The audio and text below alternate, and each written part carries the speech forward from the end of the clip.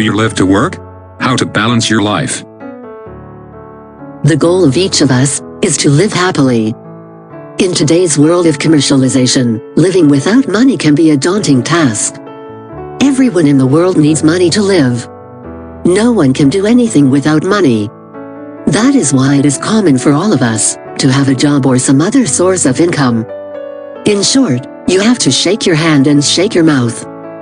But within this competitive social pattern, there are plenty of human lives running around, with no room to even breathe. Do you work to make a living, or live to work? This is a question we must ask ourselves. From birth to death, we have to play different roles. All of those roles can be categorized as within and outside the family. The family, the smallest unit in society, has a unique place in most of the cultures.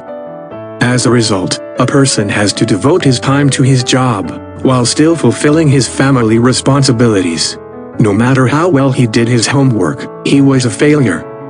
Because just as the boss in your office thinks about you, so does the way your family members, including your wife, daughter, and son, think about you, and the strength of the relationship with you.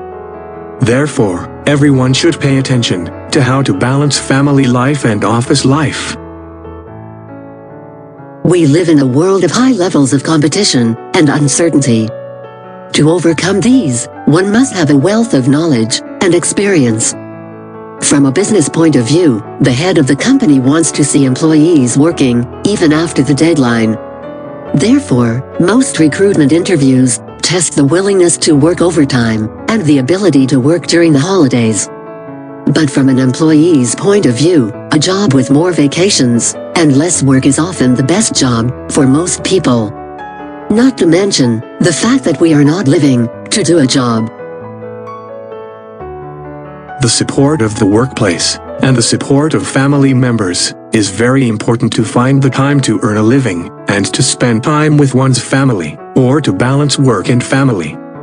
Sometimes it is not possible to expect maximum performance from a helpless employee without the necessary support from both sides. In the past, businesses used to beat up employees, but now the situation has changed for the better. With the advancement of technology, the ease of work and the saving of time have enabled employees to be more dedicated to their families. You may have heard some say, problems when you go home, problems when you come to the office. In fact, when a person does not get proper support from his office or home to balance his life, it naturally causes stress and depression. An employee working under pressure cannot expect creative solutions to organizational problems. After a while, when the minds of such employees get sick, they get sick and their health deteriorates. In the end, the employee who has been an asset to the company for some time becomes responsible for the company. Symptoms of such employees include frustration with the organization, frustration with the job, and reluctance to perform their duties. Our women's side is an unforgettable part of us when it comes to living, working, or dedicating ourselves to doing our job. Women, who represent a significant percentage of the working population, who contribute labor to the economic development of the country, traditionally carry out their family responsibilities, as well as job responsibilities. In the office, too, men have to work shoulder to shoulder. Women are also underrepresented in many higher positions, compared to men due to the lack of support she receives from other parties to balance family and work. We have people who have won their rights after being freed from slavery, but there are still people who go to work and still work as slaves, and there are places of work where they have to work like that. Recently, we, the citizens of most of the countries, also celebrated World Labor Day under the patronage of politicians. Winning the 8-hour shift was the culmination of the May 1st revolution. But it is worth questioning how many people still stay in the office after the 8-hour shift today. Nowadays this has become extremely common. The man or woman who gets up in the morning and goes to work and comes home late at night has already spent one day of his or her life. At the end of the day, at the end of the year, or at the end of the service, if you have added something beyond a few cents to your life, you are truly successful.